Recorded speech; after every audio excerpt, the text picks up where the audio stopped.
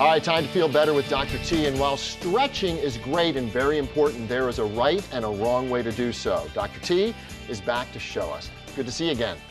Good to be here. All right. There's two types of, well, I'm going to cover two types of stretching today. One is a static, where you just take your muscle and hold it for a period of time. All right. Another type is more of like a bouncing type movement, kind of warming up the muscle. Think of it that way. Okay. Okay? And the static is for really stretching it out? Is it like when you have a pain or before a workout? Use static when you have a specific problem. So if I have a hamstring that's really tight and it's bothering me, static is going to be much more effective than just sort of bouncing through it. Okay. And then static can hold it for about 30, 60 seconds. So real frequent, real often, all the time. Okay. If you're going out for a run, if you do some sort of physical event, you have a problem, you want to do a static at the problem only. Okay. If you have muscles that aren't really problematic, then more of like, before you shoot a rubber band, you don't hold it and then shoot it. Right. You do more of like, I'm going to warm it up and then fire it. Okay. So that'd be more like high knees, leg swings, kind of warm up the muscle. There you go. All right. So if I say I had a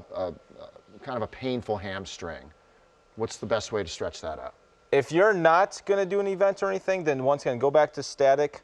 Best way to stretch it. Hold your foot up like this. There are so many ways. You could take a belt, lay in your back, pull it this way, put your leg up against a door jamb, kind of stretch it out. Just do. You kind of know your own body too, and you can sort of figure these things out. Because I always sort of know how to stretch my body out just from try trial to position it right. You got to feel the problem area. Yeah, exactly. exactly. Just find it and just hold it as often and frequent as you can. Okay, cool. And for more information, thank you, doctor.